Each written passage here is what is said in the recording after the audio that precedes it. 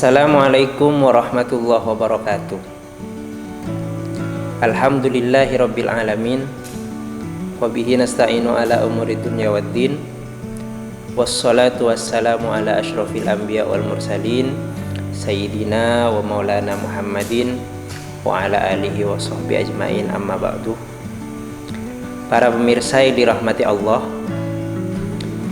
seiring perjalanan waktu dan perkembangan zaman, pondok pesantren sebagai sentra atau pusat penyebaran ajaran Islam di Nusantara tentu memiliki peran penting untuk semakin menggali potensi mempelajari peradaban-peradaban modern yang tentunya tetap berpegang teguh pada prinsip al-muhafadzatu 'alal qadimis shalih wal akhdhu bil jadidil aslah, yakni menjaga tradisi-tradisi keilmuan yang lama serta mengambil dan menyaring tradisi-tradisi keilmuan baru yang lebih baik lagi.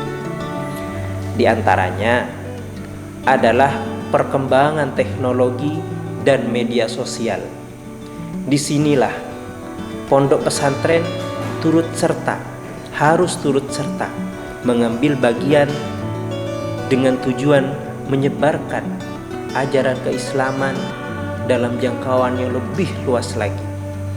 Termasuk juga pemirsa harus tahu berbagai rangkaian kegiatan-kegiatan yang berada di pondok-pondok pesantren.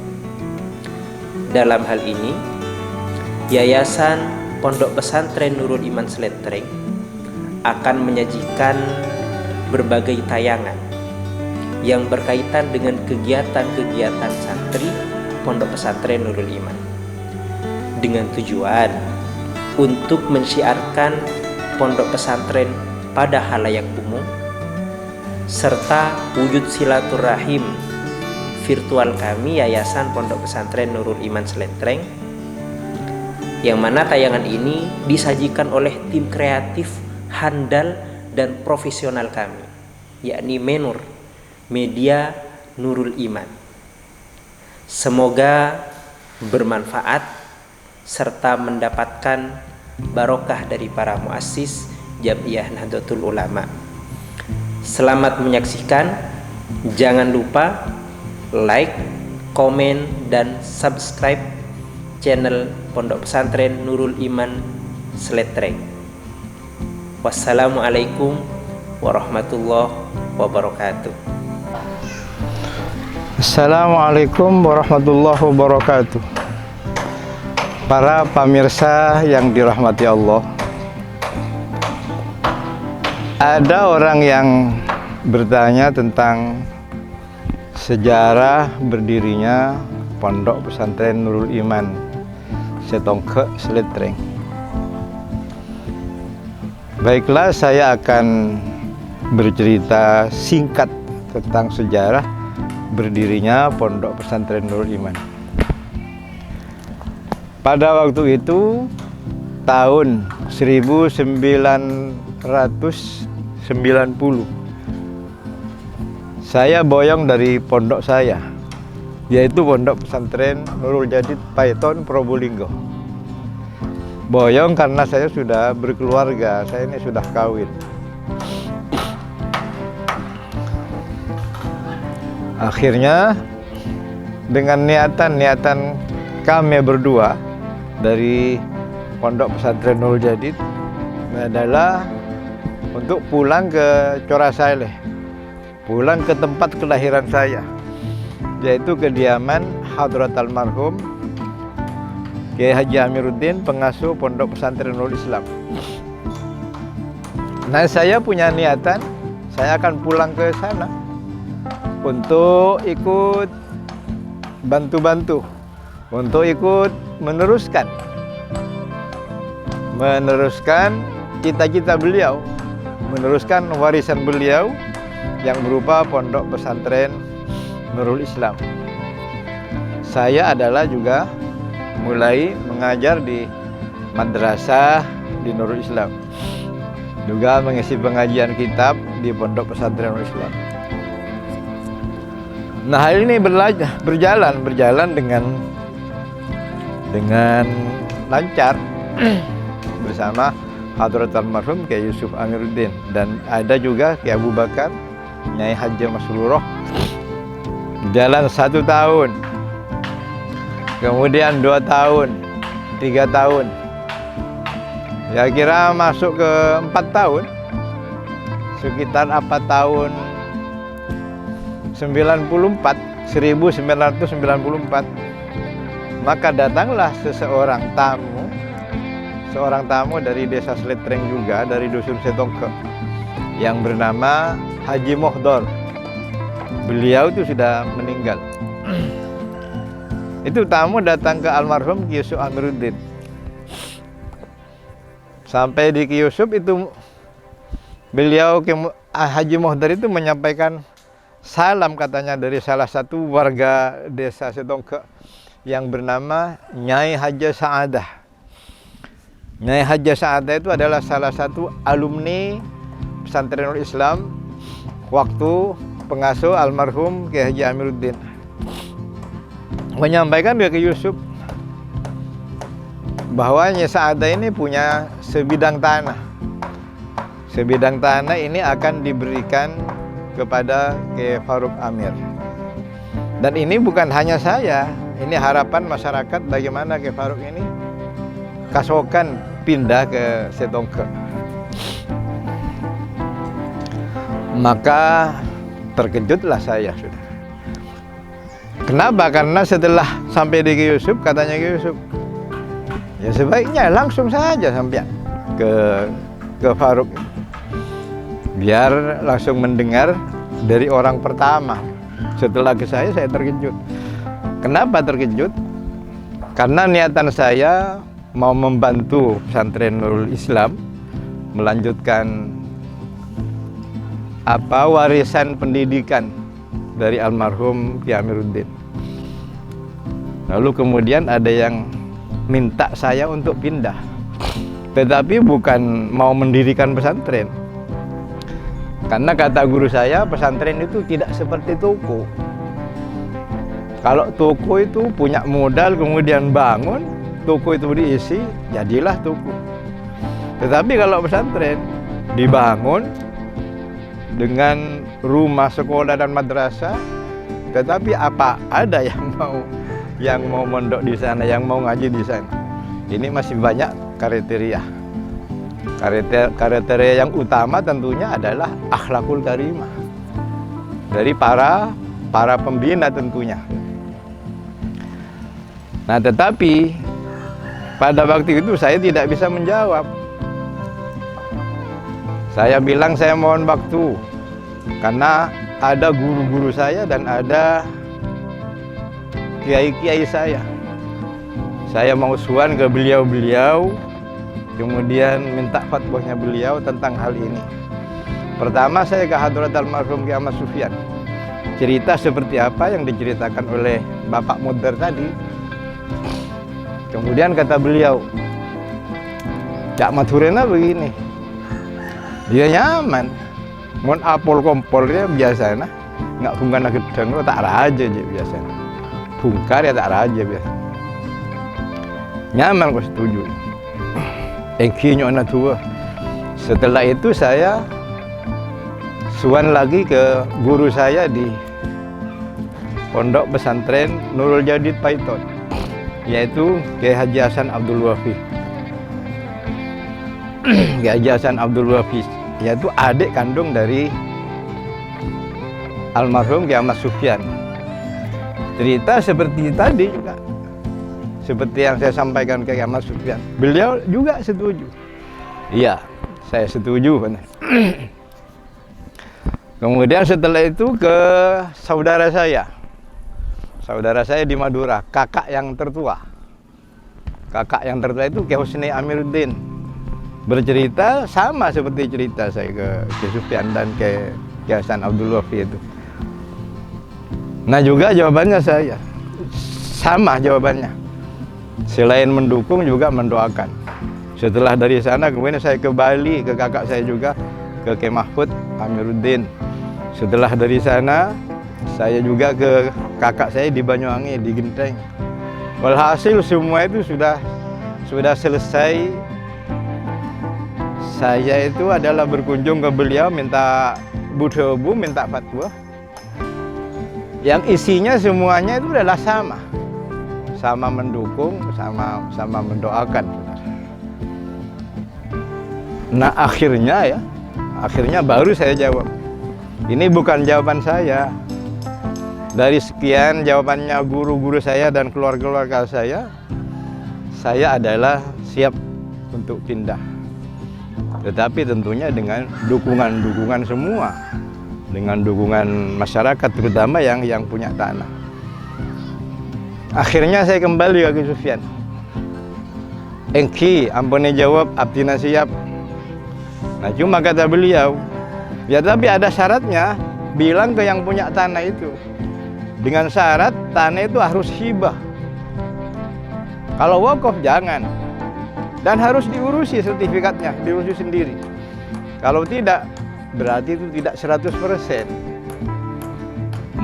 Menghibahkan tanah ke pesantren tidak 100%. Akhirnya saya sampaikan kepada yang punya tanahnya, ya Sa'ada itu. Kemudian beliau juga adalah siap, tentunya dengan dibantu oleh masyarakat. Yang membantu pengurusan tanah pada waktu itu adalah Haji Osman, sekarang masih ada. Kemudian Haji Nawawi, ini sekarang sudah wafat. Nah, maka diuruslah tanah itu sampai sertifikatnya keluar. Nah, jadi berkat perjuangan dua beliau itu, Haji Osman dan Haji Nawawi, maka selesailah sertifikat pesantren. Setelah itu baru kami ini mengumpulkan para tokoh-tokoh masyarakat, mengumpulkan para tokoh-tokoh agama, dikumpulkan di Masjid Badri Tukoh untuk bermusyawarah tentang hal itu semua, yang diketuai oleh Bapak Kepala Desa Haji Hashim. Beliau sudah almarhum. Jadi dengan hasil pertemuan, dengan hasil musyawarah, kemudian diputuskan bahwa tanggal ini, hari ini kita mulai bersih-bersih di lokasi. Pertama yang akan digarap oleh hasil pertemuan itu adalah membangun musholla. Nah di pertemuan itu juga dibahas tentang apa nama pesantren itu nanti. Nah ini nama pesantren justru bukan dari saya, karena saya juga adalah mengabdi di situ. Hasil musyawarah. Ini kata beliau-beliau, karena yang di Corasali itu pengasuh pertama Haji Amiruddin itu pesantren Nurul Islam. Bagaimana kalau di sini adalah pesantren Nurul Iman? Maka itu dengan suara serentak mengiyakan semua. Saya tinggal iya. Kibat ngiring. Bismillah. Kemudian pada saatnya lalu bersih-bersih, ditentukan lagi penggalian pondasi musholla Nurul Iman. Maka dikalilah pondasi. Yang peletakan batu pertamanya, yang menentukan arah kiblat itu almarhum kakak saya Ki Yusuf Amiruddin. Kemudian keesokan harinya didatangi oleh guru saya, yaitu Ki Hasan Abdul Wafi, pondok pesantren Nurul Jadid, adiknya Ki Sufyan yang tadi saya ceritakan. Kemudian keesokan harinya juga di pondasi yang sudah dikerjakan, itu juga didatangi oleh salah satu kiai, yaitu pengasuh pondok pesantren Bustanul Makmur Genteng Banyuwangi. Datang beliau itu dengan mendoakan bersama panitia. Ada fotonya. Insya Allah itu ditayangkan nanti. Ada foto panitia dan para kiai-kiai itu. Maka terus berjalan. Kata kakak saya Ki Yusuf, kamu selesaikan dengan para pengurus itu, musola itu selesaikan. Tapi kamu jangan bikin rumah. Jangan bikin rumah. Kalau mau bikin sesederhana. Pakai gedek, pakai genting biasa. Ya. Tetapi para pemirsa ternyata setelah bangunan itu berjalan kira-kira 80% bangunan itu berjalan, ternyata oleh panitia waktu itu Haji Osman itu diberhentikan. Dan kenapa diberhentikan? Mau bikin rumah pengasuh. Nah saya bilang ke Haji Osman itu, ini dari Ki Yusuf tidak boleh bikin rumah sih. Jangan sampai saya minta dibikinin rumah. Jadi musola itu harus diselesaikan. Tapi kata beliau bagaimana? Masyarakat di sini nih Kiai tidak percaya kalau tidak ada rumah. Kalau jenengan mau pindah ke tempat ini tidak percaya masyarakat sini. Terus saya jawab, nah silahkan sampean sendiri yang suan ke Ki Yusuf. Kalau mau bikin rumah saya tidak berani. Akhirnya Ki Yusman itu yang datang ke Ki Yusuf. Apa jawabnya Ki Yusuf? Iya tore. Yang penting bukan adik saya yang minta. Enggak Kiai. Maka dibangunkan rumah itu. Jadi rumah itu semuanya mulai dari A sampai Z, mulai dari 0 sampai selesai, saya tidak mengeluarkan biaya sebesar pun. Artinya rumah itu adalah murni dari masyarakat. Cuma saya pernah ikut cari sumbangan kayu bangunan itu ke daerah Cermian itu. Maka selesailah rumah itu yang dibangun. Nah setelah rumah itu selesai dibangun, maka kami dengan istri saya, anak saya waktu itu masih 1, Fikri Masrur, sekitar berusia 4 tahun. Maka saya tidak pergi sendiri itu ke Setongke, itu diantar. Yang antar ke Yusuf, kakak saya. Terus yang antar juga adalah Ki Husni Amiruddin, kakak saya yang di Madura, abahnya Pak Amin, Bupati Bondowoso itu. Terus kakak saya lagi Ki Mahfud Amir dari Bali. Dengan mengumpulkan seluruh masyarakat, dia yang menyampaikan dan menitipkan untuk saya juga ikut dibina. Karena ini adalah niatan yang punya tanah untuk dibikin pesantren. Pesantren tidak bisa jalan sendiri. Seperti tadi, bukan toko ini. Bukan cukup modal. Karena banyak modal bikin pondok, bikin musola. Jadilah tidak bisa. Itu harus dilihat siapa pimpinannya dan seperti apa. Mungkin kalau ilmu tidak terlalu menjadi syarat, tapi syarat utama itu adalah etika, akhlakul karimah dan lain sebagainya. Maka sudah diselesaikan. Akhirnya ini belum ada siapa-siapa, belum ada santri. Akhirnya 2 tahun kemudian ini ada santri yang mondok, perempuan 2. Tetapi usianya ini sekitar 6 tahunan. Jadi tak bisa amasa, tak bisa nyasa, tak bisa. Ini 2 dari Tisakonir. Yang namanya itu adalah saudari Beng Hayati dan Marsida. Tapi 2 itu di perempuan. Akhirnya dia kerasan di rumah. Mulai dari sama sekali tidak tahu tulis baca Al-Quran.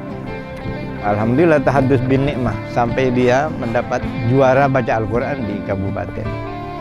Akhirnya berselang 1 tahun kemudian ada lagi santri baru laki-laki. Ini adalah saudara Junaidi dari Gembangan. Itu santri pertama yang laki-laki, saudara Junaidi dari Gembangan. Yang anaknya bernama Taufikur Rahman, itu juga anaknya sudah mondok di Nurul Iman juga dan menjadi alumni sekarang. Terus seterusnya seperti itu. Sampai akhirnya setelah itu dikumpulkan lagi masyarakat untuk mengadakan membuat salah satu kegiatan pendidikan. yaitu madrasah. Saya semuanya serahkan ke masyarakat, ke pengurus-pengurus. Akhirnya jadilah Madrasah Diniyah Al-Iman dengan tenaga pengajar itu dari masyarakat sekitar, dari alumni Sukorejo, alumni Sumberbunga, dan alumni pesantren Nurul Jadid dan seterusnya. Kemudian itu adalah dibangun madrasah ini hanya ada 2 kamar. Itu di depan Mushola Nurul Iman yang sekarang menjadi Batam, balai tamu dari para wali-wali santri. Di situ dibangun 2. Kemudian setelah itu katanya di rapat alumni, di rapat wali santri, di rapat wali santri itu santri tidak punya target khusus. Ini mau mondok di sini berapa tahun, mau di sini berapa bulan, tidak punya target khusus. Kalau tidak ada sekolah lokal, tidak ada pendidikan yang formal. Artinya para wali santri itu nuntut bagaimana Nurul Iman itu agar supaya punya sekolah formal seperti sanawiyah. Nah itu yang tidak pernah saya jawab. Saya belum pede. Jadi tahun 97 ini sudah minta 98 sampai 99 2000, insya Allah baru 2001 saya jawab dengan beribu-ribu pertimbangan. Jadi takut saya buka sekolah formal kemudian berapa bulan gulung tikar habis. Ini kan memalukan kalau seperti itu. Tapi alhamdulillah para pemirsa, ini mulai dibuka ya tentunya dari santri yang ada dulu dengan jumlah siswa yang sangat sedikit. Ini lalu ya di LAT ini pengasuh bersama para dewan guru, para asatid, akhirnya sampailah kepada kelas 3. Nah setelah kelas 3, santri kelas 3 itu keluar, ini bingung lagi di rapat wali santri.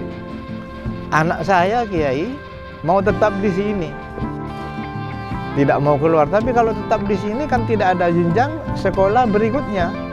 Artinya bagaimana? Ini harus buka aliyah Kiai. Ini lagi saya yang ceng lagi. Akhirnya dikumpulkan pengurus lagi dan masyarakat lagi. Ya seperti yang tadi, dengan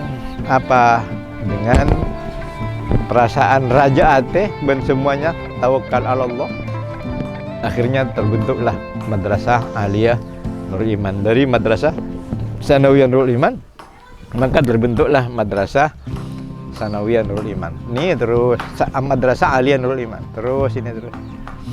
Ini akhirnya yang dari lulusan Madrasah Aliyah ini sudah keluar, ada yang kuliah biasa, ada yang kawin, kuliah ke Pelian, ada yang ke Situbondo.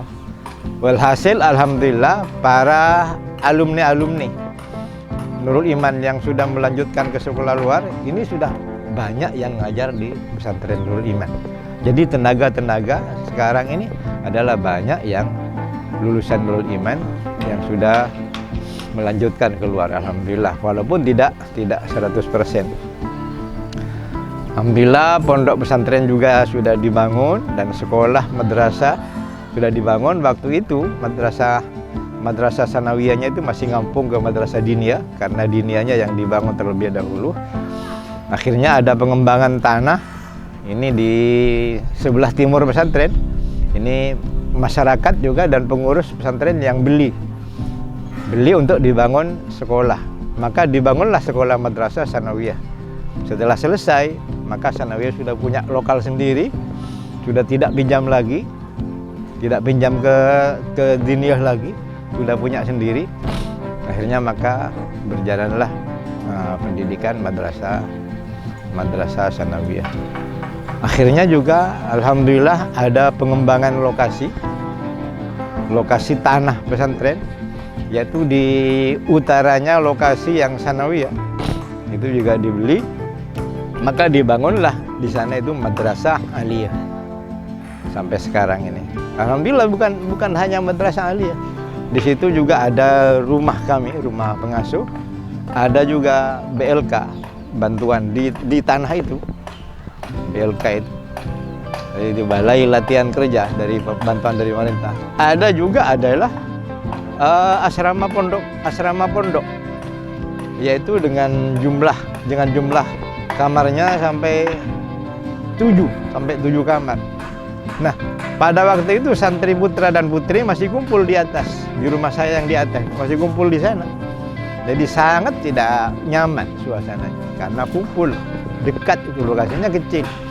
Akhirnya dengan pengembangan tanah yang dibeli itu, maka karena sudah rumah pengasuh ada, kemudian asrama sudah ada, maka hasil dari musyawarah pertemuan antara dari pengurus, maka diputuskan bahwa yang di atas itu adalah khusus santri putri, yang di bawah ini khusus santri putra. Alhamdulillah sarana-sarananya sudah cukup. Yang di atas ada kamar mandi, yang kebetulan kamar mandi itu adalah bantuan dari pemerintah. Yang di bawah sekalipun kamar mandinya tidak sebagus di atas, tapi dirasakan cukup karena di bawah itu ada semacam sungai yang di dalam. Alhamdulillah itu tanah hasil beli. Ini yang lucu, belinya itu tanah seharga 95 juta, tetapi tanah itu Masya Allah ya, kita aroba jadinya. Akhirnya diuruk ini pakai dump truck. Ini biaya urukannya ini sampai mencapai 200 juta. Jadi beli tanahnya itu yang ukuran saireng ini, jana orang setongke ini, itu 95 juta. Kemudian diuruk, biaya urukannya itu sampai berapa? Sampai 200 jutaan. Tapi alhamdulillah ya, berkat doa dan bantuan dari masyarakat, akhirnya terciptalah tanah yang sudah seperti lapangan, yang akhirnya juga dibangun beberapa bangunan. Ada di sini bangunan yang sudah ada di tanah yang ini, ada masjid bantuan dari Saudi Arabia, juga ada rumah pengasuh, ada BLK seperti tadi ceritakan, juga ada sekolah ada asrama, sudah mencapai berapa? 7 kamar, ada madrasah aliyah dengan kantornya dan ada labnya juga. Kemudian baru selesai dibangun itu adalah kantor yayasan Pondok Pesantren Nurul Iman.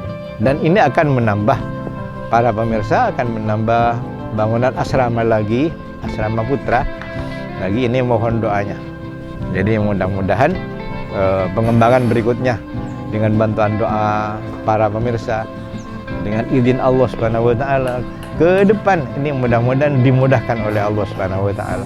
Mulai dari bangunan fisiknya, mulai dari pendidikannya, terutama adalah pengasuh ini dan keluarga pengasuh diberi kekuatan oleh Allah Subhanahu wa taala untuk meneruskan amanat-amanat dari masyarakat, terutama amanat dari Allah Subhanahu wa taala. Jadi sekarang ini pondok pesantren sudah usianya ini sekitar 31 tahunan. Ini alhamdulillah ya, tidak terasa 31 tahun kami menjadi khodim ya, menjadi khodimul ma'had Nurul Iman. Sampai sekarang sudah 31 tahun. Tetapi tetap kami ini meminta sumbangan doa dari para pemirsa, bagaimana ke depan Nurul Iman ini adalah sesuai dengan harapan-harapan masyarakat, sesuai dengan harapan-harapan para salafun soleh, para kiai, para guru, yaitu pesantren yang bisa berkontribusi dengan masyarakat di dalam ilmu agama, ya juga ilmu umum, ilmu pendidikan yang lain. Mudah-mudahan, dan bukan hanya pondok pesantren Nurul Iman saja, pondok pesantren Nurul Islam, Sumber Bunga, Wali Songo, walhasil semua pondok-pondok pesantren ini diberikan kejayaan, kemakmuran oleh Allah Subhanahu wa taala untuk membina masyarakat berilmu dan berakhlakul karimah. Mutu di pondok pesantren Nurul Iman ini adalah berilmu dan berakhlakul karimah. Karena apa? Karena ilmu tidak cukup kalau tanpa akhlakul karimah. Orang berilmu itu bisa hancur, orang berilmu itu bisa rusak kalau tanpa dihiasi dengan akhlakul karimah. Mudah-mudahan cerita singkat ini bisa menjadi jawaban dari teman-teman kami yang bertanya bagaimana sejarahnya berdirinya Pondok Pesantren Nurul Iman. Maka tentunya banyak kekurangan-kekurangan yang saya sampaikan tadi, Tapi karena itu sudah keterbatasan kami, mudah-mudahan ada manfaatnya.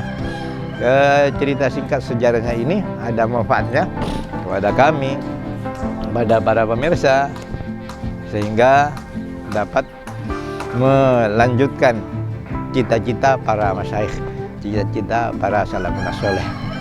Terima kasih dan saya harapkan doa-doanya. Wabillahi taufiq wal hidayah wa ridha wal inayah. Assalamualaikum warahmatullahi wabarakatuh.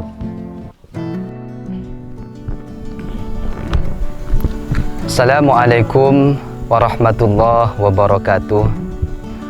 Kami Saiful Andri, Ketua 2 Bidang Kepesantrenan dan mewakili teman-teman pengurus Yayasan Bidang Kepesantrenan, akan menyampaikan rangkaian kegiatan yang ada di Pondok Pesantren Nurul Iman Seletreng, mulai dari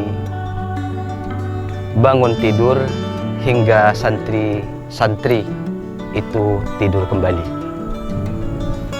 Untuk yang pertama, pada jam 3 sampai jam 4 santri sudah awal dibangunkan, yang mana pada kegiatan tersebut ada 3 santri yang ditugaskan untuk membangunkan santri, baik santriwan maupun santriwati. Dan setelah dibangunkan, maka ada beberapa santri yang dijadwalkan untuk tarhim. Dan setelah ada yang tarhim, sambil lalu ada beberapa santri yang membangunkan santri-santri yang lainnya. Dan ketika sudah kompak bangun semua, maka dilaksanakan sholat tahajud bersama. Akhir sebelum waktu sholat subuh tiba. Lalu ketika sampai sholat subuh, maka santri-santri tersebut melaksanakan sholat subuh berjemaah. Dilanjutkan dengan mengaji Al-Quran bersama-sama. Yang santri putra di area kompleks santri putra, yang santri putri di area kompleks santri putri. Untuk kegiatan selanjutnya, pada jam 5 hingga jam 6, santri-santri melaksanakan piket dan dilanjutkan dengan mandi, karena persiapan untuk mengaji kitab kemengasuh dan dilanjutkan dengan sekolah formal. Pada jam 6 hingga jam 7 pagi, santri-santri langsung melaksanakan kegiatan pengajian kitab, yang hal ini langsung dipimpin oleh pengasuh Pondok Pesantren Nurul Iman. Setelah jam 7 akhir, lalu santri-santri harus ikut kegiatan sekolah formal, kecuali bagi yang sudah lulus, hingga jam 12. Setelah itu, dari jam 12 hingga jam 12.30, setengah 1 siang, santri baik putra maupun putri diwajibkan sholat duhur berjamaah, yang hal ini langsung dikomandoi langsung oleh lembaga masing-masing. Pada jam 2.15, yakni jam 2.15 siang sebelum waktu asar, maka semua santri baik putra maupun putri melakukan kegiatan pengajian kitab. Yang santri putra di area kompleks santri putra, yang santri putri di area kompleks santri putri, hingga berakhir pada jam 3 sore. Setelah pengajian kitab, maka santri langsung melaksanakan sholat berjemaah. Setelah melaksanakan sholat asar berjemaah, semua santri melaksanakan pembacaan Rotibul Haddad. Pembacaan Rotibul Haddad sampai jam 3:30.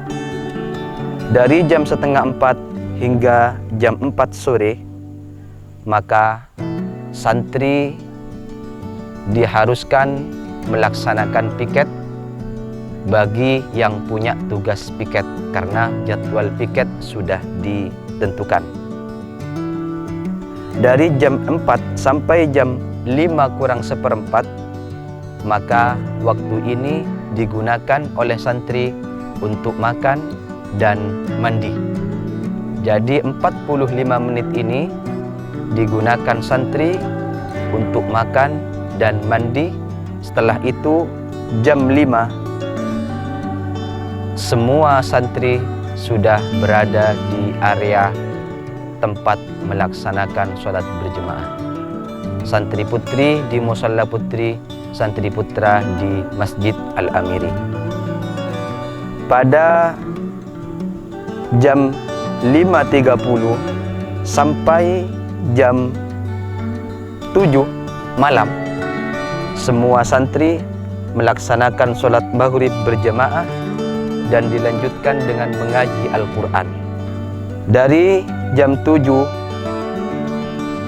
hingga jam 7.20, semua santri melaksanakan sholat Isya berjemaah.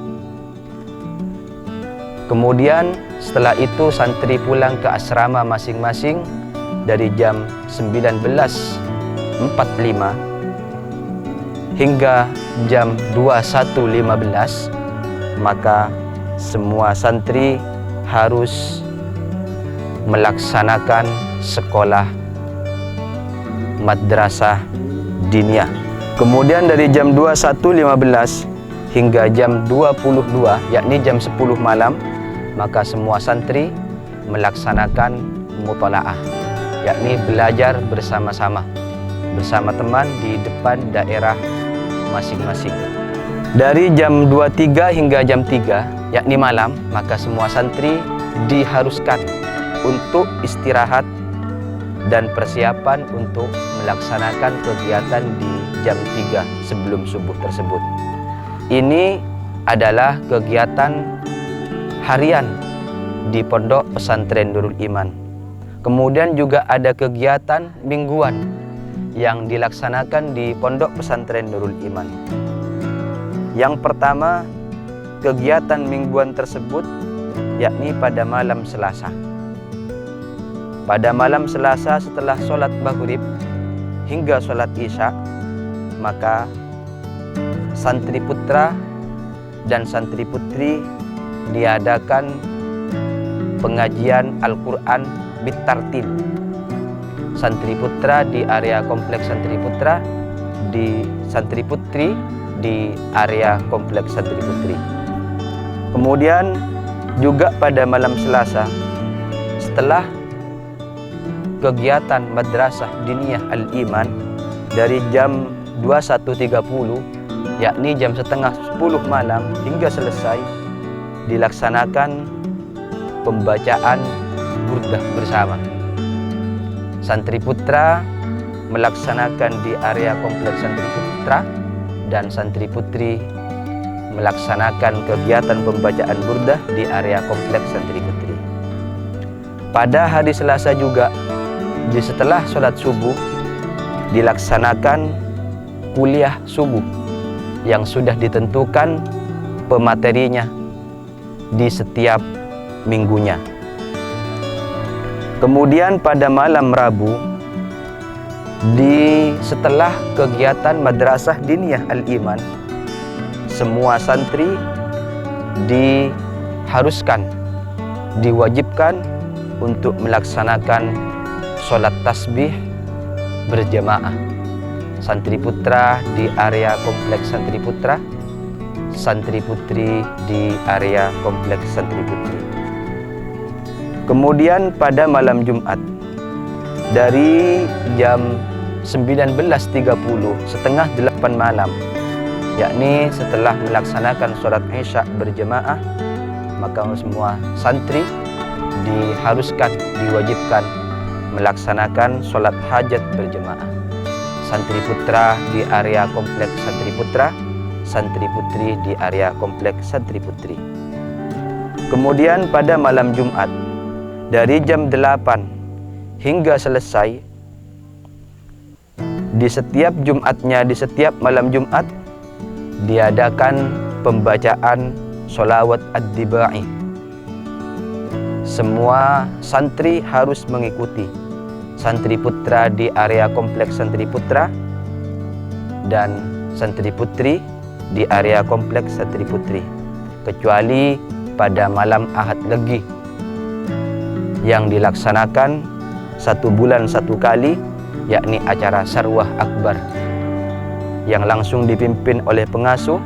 Kegiatan ini harus diikuti oleh semua santri, baik santri putra maupun santri putri. Dan juga pada setiap 1 bulan 1 kali pada malam Jumat diadakan kegiatan khitobah yang harus diikuti oleh semua santri, baik putra maupun putri. Kemudian hari Jumat dari jam 11 siang hingga selesai, maka semua santri putra, baik guru dan murid, wajib melaksanakan sholat Jumat. Kegiatan mingguan, kegiatan bulanan yang diadakan oleh Pondok Pesantren Nurul Iman, yakni setiap hari Ahad Pahing atau hari Minggu Pahing. Kegiatan ini dilaksanakan ketika pagi hari dengan kegiatan rihlah bersama pengasuh. Biasanya kegiatan ini dilaksanakan ke pantai atau dilaksanakan ke gunung, karena pesantren Nurul Iman ini ada di tengah, dekat dengan pantai dan juga dekat dengan gunung, sehingganya 1 bulan ke pantai dan 1 bulannya lagi bisa rihlah ke gunung, yang biasanya kegiatan ini diisi dengan pembacaan khotmil Quran dan dilanjutkan dengan sholawat bersama. Kemudian kegiatan mingguan yang dilaksanakan di Pondok Pesantren Nurul Iman setiap hari Minggu pagi, maka diadakan kegiatan senam pagi bersama. Santri putra di area kompleks santri putra dan santri putri di area kompleks santri putri. Inilah rangkaian kegiatan kepesantrenan di Pondok Pesantren Nurul Iman Seletreng, baik kegiatan itu berupa kegiatan harian maupun kegiatan tersebut merupakan kegiatan mingguan, dan terkadang kegiatan tersebut juga ada yang kegiatan bulanan. Semoga pemaparan ini banyak barokah dan manfaatnya. Dari kami, kurang lebihnya mohon maaf. Akhirul kalam. Wassalamualaikum warahmatullahi wabarakatuh. Assalamualaikum warahmatullahi wabarakatuh. Yang kami muliakan serta kami takdimi pengasuh Pondok Pesantren Nurul Iman Kiai Haji Farouk Amir beserta majelis keluarga, jajaran Yayasan Pondok Pesantren Nurul Iman. MTS Nurul Iman adalah suatu lembaga pendidikan formal yang di bawah naungan Yayasan Pondok Pesantren Nurul Iman. MTS Nurul Iman ini berdiri sejak tahun 2003 sampai sekarang sudah berjalan 20 tahun berjalan. MTS Nurul Iman ini melihat dari kegiatan-kegiatan yang dilaksanakan di MTS Nurul Iman, an-nadhafatu minal iman, kebersihan adalah sebagian dari iman. Maka kami mewajibkan kepada siswa setiap kelas untuk selalu menjaga kebersihan. Sampah-sampah yang ada di halaman sudah bersih, dan itu kalau tidak bersih maka ada pemoinan terhadap anak-anak didik kami. Di antaranya adalah kalau tidak bersih, salah satunya adalah juga pemanggilan terhadap wali siswa, baik itu siswa yang bermasalah dalam kegiatan KBM, kegiatan absensi, termasuk juga kegiatan kebersihan di MTS Nurul Iman. Untuk mencapai misi tersebut, di antaranya adalah kebiasaan setiap pagi kami upayakan anak-anak untuk membaca surah Yasin berjamaah, kemudian dilanjutkan dengan kegiatan sholat duha berjamaah. Ini dilakukan oleh kami dalam rangka untuk mencetak anak-anak yang berakhlakul karimah. Setelah itu baru ada kegiatan-kegiatan pendidikan formalnya yang dimulai sejak selesainya pengajian kitab yang langsung diasuh oleh kiai, yaitu sekitar jam 7 sekian, karena juga berkaitan dengan durasi yang kadangkala dilakukan oleh kiai agak lama atau sedikit, itu menyesuaikan dengan kegiatan yang dilakukan oleh beliau. Kemudian kita berakhir di 12:30 selesai sholat zuhur berjamaah. Kegiatan-kegiatan yang biasa kami lakukan adalah pembacaan sholawat, pembacaan bersanji bersama dengan diiringi hadrah yang sudah kami miliki sebenarnya, dan kebanyakan yang ada di pondok adalah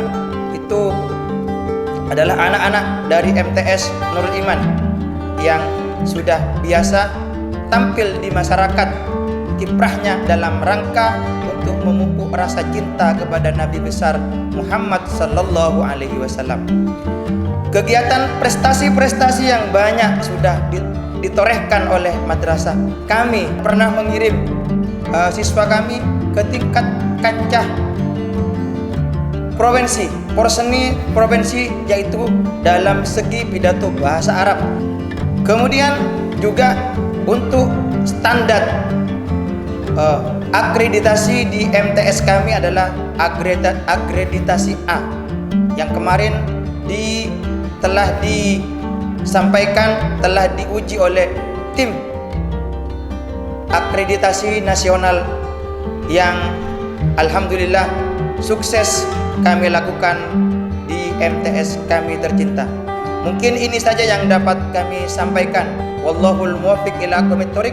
Wassalamualaikum warahmatullahi wabarakatuh. Assalamualaikum warahmatullahi wabarakatuh.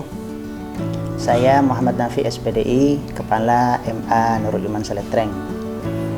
Lembaga kami MA Nurul Iman berdiri tepatnya pada bulan Juli 2006.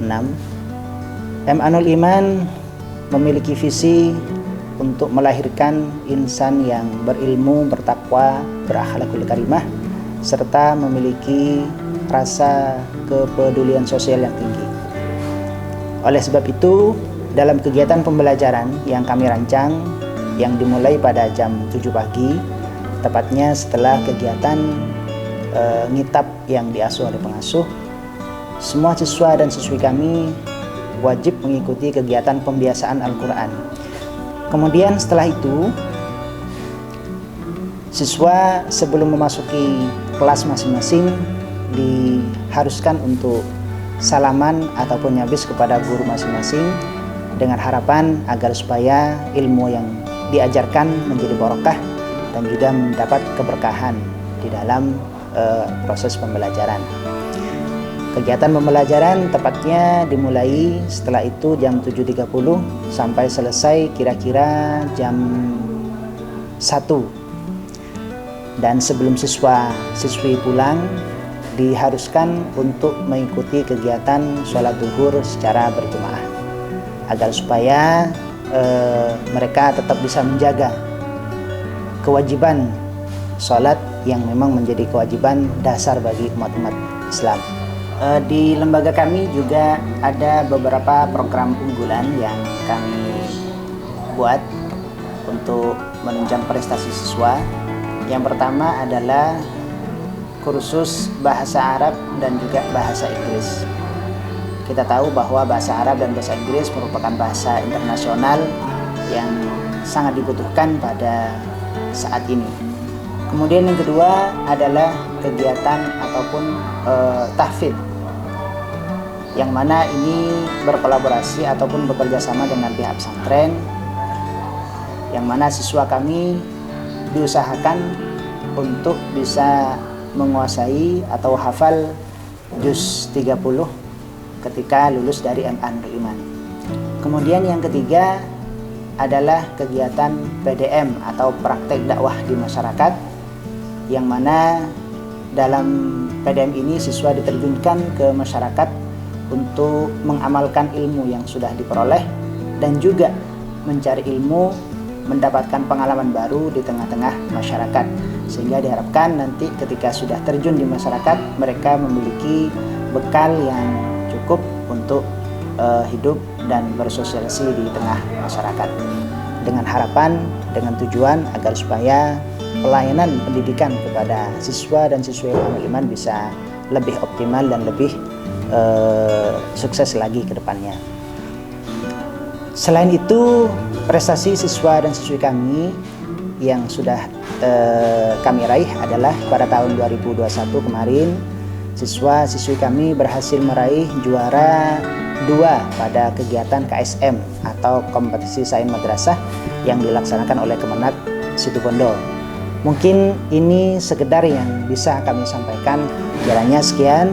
Wassalamualaikum warahmatullahi wabarakatuh. Assalamualaikum warahmatullahi wabarakatuh. Saya Fuad Nurul Kawakib, Kepala Madrasah Dinul Iman. Di sini kami akan menjelaskan beberapa kegiatan-kegiatan yang ada di Madrasah Dinul Iman. Madrasah Dinul Iman didirikan pada tahun 1995, yakni tepatnya 1 tahun setelah didirikannya Pondok Pesantren Nurul Iman. Dan juga Madrasah Dinul Iman merupakan lembaga tertua yang ada di Pondok Pesantren Nurul Iman. Dan mengenai hal kegiatan yang ada di Madrasah Dinul Iman ini, jam masuknya mulai jam 7:30 sampai jam 9. Awal masuk para santri atau para murid dibiasakan untuk terlebih dahulu bersih-bersih kelas.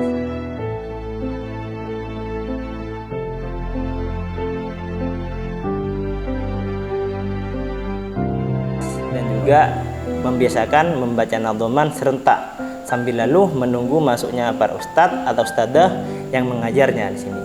Bismillahirrahmanirrahim. Fa'ala fa'ala fa'alu.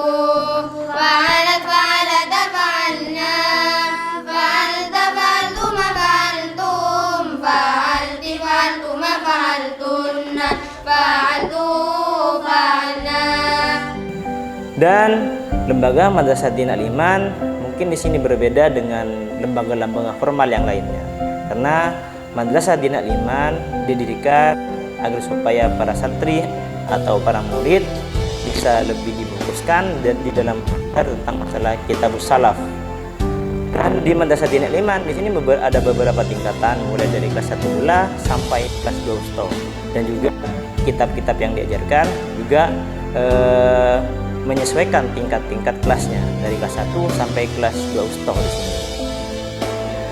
Dan juga harapan kami ke belakangnya, mudah-mudahan para santri, para murid mudah-mudahan terus bisa semangat, tambah rajin di dalam belajar.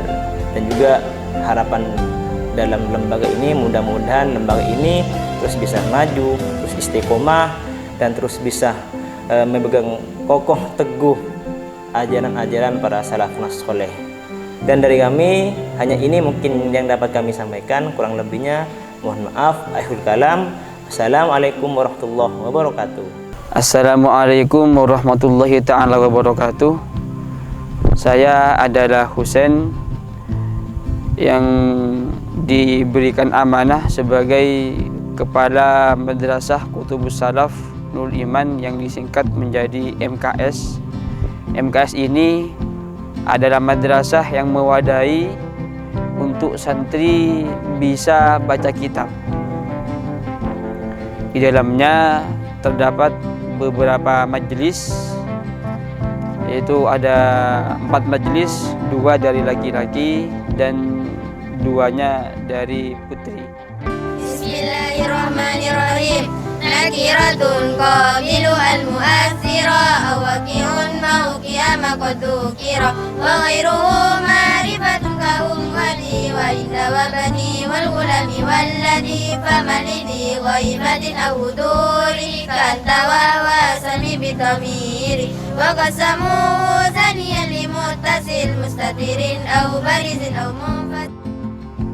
Dan untuk materi yang disampaikan kepada santri yaitu materi yang diambil dari Sidogiri, Al-Miftah Sidogiri. Jadi metodenya pelajaran nahwu, shorof yang dikemas dengan pelajaran yang sangat gampang, dengan dikemas 4 jilid.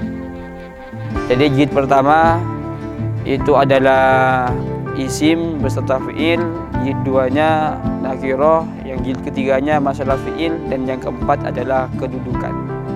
Dan ada tambahan jilid yang lain yang berupa tasrifan serta ada lagu-lagunya seperti itu. Jadi itu adalah yang menunjang kegiatan kita di MKS Nurul Iman. Mudah-mudahan dengan adanya MKS ini Pondok Pesantren Nurul Iman bisa mengeluarkan alumni yang berkompetensi dalam masalah baca kitab dan berguna, bermanfaat untuk Indonesia, untuk negara, khususnya kepada Pondok Pesantren Nurul Iman. Sekian dari kami. Wassalamualaikum warahmatullahi wabarakatuh. Assalamualaikum warahmatullahi wabarakatuh. Saya Zaimuddin sebagai Ketua Madrasah Quran Nurul Iman atau yang biasa disingkat dengan MKNI. MKNI merupakan lembaga yang menjadi wadah untuk aktivitas pengajian Al-Quran, baik membacanya atau tahsin ataupun juga menghafalnya atau tahfiz.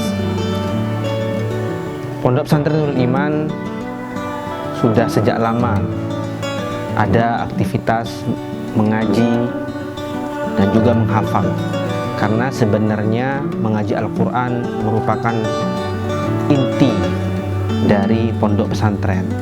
Karena sejak awal Kiai Haji Faruq Amiruddin ketika pertama kali mendirikan pesantren ini, yang pertama kali didirikan adalah kegiatan pembacaan Al-Quran, kegiatan tahsin Al-Quran, memperbaiki bacaan Al-Quran. Begitupun juga setelah beberapa tahun mulai ada santri-santri yang menghafal Al-Quran. Bahkan ada yang berhasil menghafalkan 30 juz di wisuda Hifdzul Quran. Kemudian pada tahun 2019, tepatnya pada tanggal 22 Oktober, diresmikan lembaga yang secara khusus mengakomodir aktivitas Al-Quran di Pondok Pesantren Nurul Iman yang diberi nama dengan MTNI, Madrasah Quran Nurul Iman. Madrasah Quran ini ada beberapa fokus aktivitasnya. Di antaranya yang pertama adalah tahfidzul Quran, hafalan Al-Quran yang berjenjang mulai dari juz amma, juz 30, kemudian surat-surat munjiat, kemudian menghafalkan juz-juz Al-Quran, juz 1, juz 2, hingga kemudian bisa menghatamkan Al-Quran 30 juz. A'udzu billahi minasyaitonir rajim. Bismillahirrahmanirrahim. Mathalul ladzina yunfikuna amwalahum fi sabilillahi kamathali jannatin ambatat sab'a sanabila fi kulli sumbulatin mi'atu habbah wallahu yudha'ifu liman yasha wallahu wasi'un alim. Lopote kalero kamasali habbah مثل الذين ينفقون أموالهم في سبيل الله كمثل حبة أنبتت 7 سنابل في كل سنبلة 100 حبة والله يضاعف لمن يشاء والله واسع عليم صدق الله العظيم. Alhamdulillah, setiap tahunnya, setiap bulan Rajab bersamaan dengan peringatan Isra Mi'raj Nabi Muhammad, MKNI selalu mengadakan wisuda hifdzul Quran, baik juz amma maupun munjiat maupun juz maupun alhamdulillah juga 30 juz bagi yang sudah menyelesaikan hafalan 30 juz. Di samping itu juga ada juga program tahsin, yakni memperbaiki bacaan Al-Quran mulai dari pengucapan huruf, makharijul huruf hingga kelancaran dan juga tajwid, tartil. Ini Pondok Pesantren Nurul Iman melalui MKNI bekerja sama dengan metode Qur'ani Sulogiri, di mana MK mengutus beberapa santri terbaiknya untuk dilatih kemudian menjadi guru bagi santri-santri yang lainnya. Dan alhamdulillah ini sudah berjalan 2 tahun. Di samping itu juga ada juga pemusatan-pemusatan.